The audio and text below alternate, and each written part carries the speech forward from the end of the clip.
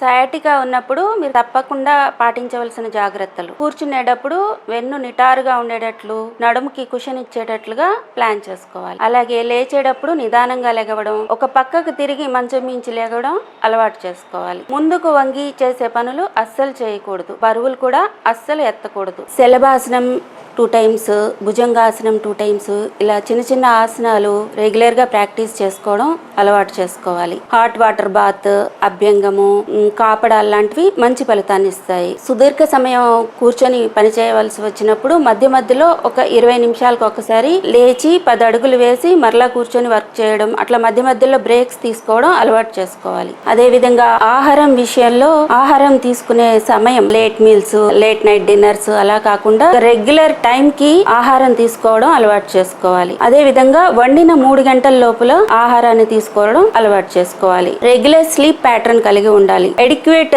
Sleep, సరిపడినంత నిద్ర 6 గంటల నుంచి 8 గంటల వరకు నిద్ర ఉండేటట్లుగా చూసుకోవాలి.